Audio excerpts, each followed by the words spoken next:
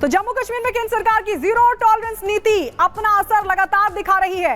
खासकर आतंकियों का जो हिसाब है वो चुन चुन कर किया जा रहा है। घाटी को अशांत करने वालों के मंसूबे और उनके सरगना दोनों को ही हिंद की सेना न सिर्फ करारा जवाब दे रही है बल्कि खात्मा भी कर रही है। कैसे, इस रिपोर्ट में देखिए।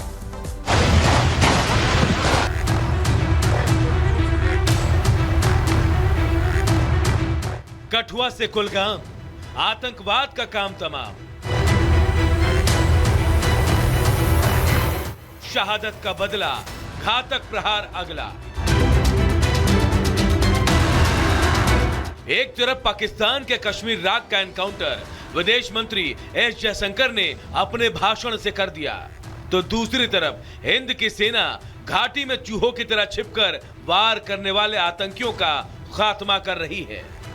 शुरुआत कुलगाम से हुई, जहां घाटी में सुरक्षा बलों का सामना आतंकियों से हुआ और ये मुठभेड़ उन आतंकियों की जिंदगी का आखिरी दिन बन गया। शनिवार को कुलगाम जिले के देवसर इलाके में आतंकियों के छिपे होने की खबर मिली। सेना ने घेराबंदी कर तलाशी अभियान शुरू किया। खुद को घिरता देख आतंकियों ने गोलीबारी शुरू कर दी। इस गोलीबारी का सेना ने करारा जवाब दिया और 2 आतंकी वहीं मारे गए।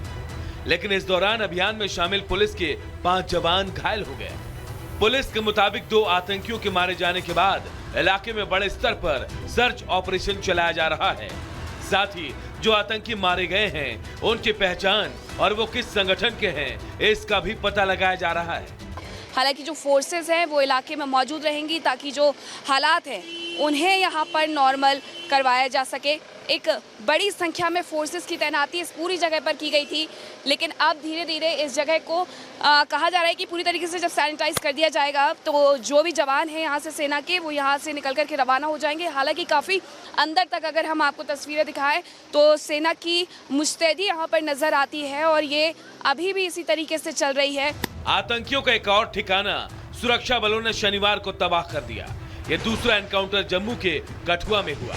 यहाँ आतंकियों पर हमला करने वाले 2 और आतंकियों को सेना ने उनके अंजाम तक पहुंचा दिया और इस एनकाउंटर की गूंज पूरी घाटी में सुनाई दी। हालांकि इस एनकाउंटर में पुलिस का एक जवान भी शहीद हो गया।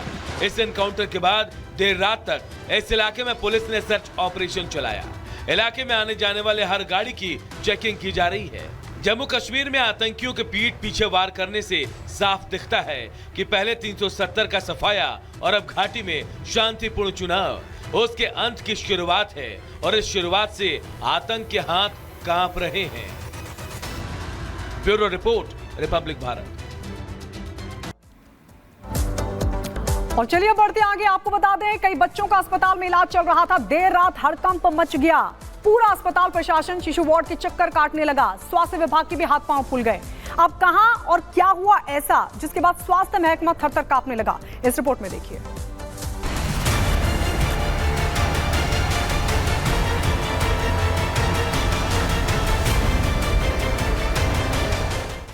मध्य प्रदेश के नीमच में उस समय अफरा तफरी मच गई जब गलत इंजेक्शन लगाने से करीब 26 छोटे बच्चे बीमार हो गए। घटना की जानकारी मिलते ही पुलिस और प्रशासन में हड़कंप मच गया। इंजेक्शन लगने के साथ ही बच्चों के शरीर में फफोले आने लगे। मामला नीमच के जिला अस्पताल शिशु वार्ड का है। घटना के बाद अस्पताल पहुंचे लोगों का गुस्सा भी फूट पड़ा। बच्चे यहाँ पे भर्ती है अस्पताल में और 26 बच्चे उस पर परेशान हुए, फूले फफोले फुंसी, एकदम उनको उल्टी हुई, उनको बुखार आया और एकदम फफोले हो गए। इसको लेकर अफरा तफरी मच गई और कुछ परिजन अपने बच्चों को प्राइवेट हॉस्पिटल में ले गए। 5 बच्चे भी आईसीयू में हैं, कुछ बच्चे कंट्रोल में हैं। लेकिन ये बहुत बड़ी घटना है। एक साथ 25-26 बच्चों को एक साथ तबीयत खराब हो जाना निश्चित है कि ये अस्पताल प्रशासन की घोर लापरवाही है। बच्चों की तबीयत खराब हुई तो आनन फानन में 6 बच्चों को आईसीयू में भर्ती कराया गया। 3 बच्चों को परिजन प्राइवेट अस्पताल लेकर चले गए। बाकी बच्चों को सामान्य वार्ड में रखकर उनका इलाज कराया जा रहा है। सभी बच्चों की उम्र 2 से 4 साल बताई जा रही है। अब सवाल है कि कैसे बिगड़ी बच्चों की तबीयत? क्या इंजेक्शन एक्सपायरी था? क्या इंजेक्शन बॉक्स में रखे वायल में गड़बड़ी थी? क्या बिना जांच के इंजेक्शन दिया गया? क्या बच्चों को रिएक्शन हुआ? हालांकि सूचना के बाद आनन फानन में एसडीएम और पुलिस अधिकारी भी मौके पर पहुंचे, जहां अब एंटीबायोटिक इंजेक्शन को जांच के लिए भेजा गया है। तो वहीं दूसरी तरफ पुलिस भी अपनी छानबीन कर रही है। बच्चे ऑलमोस्ट अंडर कंट्रोल है और कुछ 3 बच्चे प्राइवेट नर्सिंग होम में उनके माता पिता लेकर गए, हम लोग वहाँ भी देखने जा रहे हैं। 3 बच्चे आईसीयू में हैं, but they are also stable. Injection में गड़बड़ी थी या उसे बिना चेक किए देने वाले आदमी की गलती थी, ये छानबीन के बाद आज नहीं तो कल पता चल ही जाएगा। लेकिन गनीमत ये है कि वक्त रहते सब कुछ सामान्य होगा, नहीं तो हालात और बिगड़ सकते थे।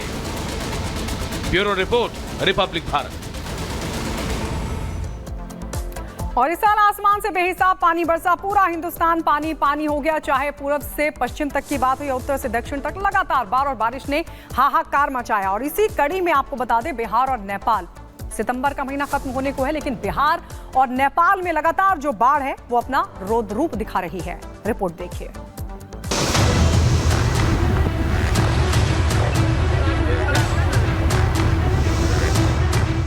बाढ़ काल के अंतिम दौर में बिहार में कोसी नदी ने रौद्र रूप धारण कर लिया है। वजह है नेपाल के 56 जिलों में हो रही मूसलाधार बारिश, जिसकी वजह से नेपाल की सारी नदियां उफान पर आ गई है और इन नदियों का पानी अब बिहार के कोसी में आ गया है। अब कोसी भी पूरे उफान पर है। हालात ऐसे हो गए हैं कि कोसी नदी का पानी कई इलाकों में घुस गया है। बाढ़ से हालात और बिगड़ रहे हैं, लेकिन अब भी खतरा टला नहीं है, क्योंकि सता रहा कुशहा त्रासदी का डर। 55 साल का रिकॉर्ड तोड़ने की तैयारी में कोसी। 6 लाख क्यूसेक पहुंचा कोसी का डिस्चार्ज। ओवरफ्लो होकर पुल के ऊपर से बह रहा पानी, ऊपर बराज पर परिचालन बंद। इधर नेपाल में जल प्रलय की वजह से आए बाढ़ और लैंडस्लाइड की वजह से अब तक 59 लोगों की मौत हो चुकी है। यह आंकड़ा और बढ़ सकता है, क्योंकि लैंडस्लाइड वाली जगहों पर रेस्क्यू ऑपरेशन चलाया जा रहा है। नेपाल में अब भी जोरदार बारिश हो रही है और इसका सीधा असर बिहार के सुपौल, सहरसा, मधेपुरा, दरभंगा, मधुबनी, खगड़िया, कटिहार और भागलपुर पे पड़ेगा। इन इलाके के लोग भी जलस्तर वृद्धि का असर झेलने को मजबूर हैं। कोसी में बढ़ते पानी के फ्लो को देखते हुए प्रशासन अलर्ट मोड पर है। जिलाधिकारी खुद पूरे हालात की मॉनिटरिंग कर रहे हैं। बाढ़ प्रभावितों को ऊंचे स्थानों पर जाने को कहा गया है। 2000 से अधिक सूखा राशन पैकेट तैयार कराया गया है। डीएम ने बताया कि कोसी के अभियंताओं के साथ वो खुद भी तटबंध की निगरानी के लिए रात में निकलेंगे। सभी जगहों पर प्रशासन और अभियंताओं को अलर्ट पर रखा गया है। प्रशासन किसी भी स्थिति से निपटने के लिए तैयार है। वैसे आज का दिन बेहद अहम माना जा रहा है।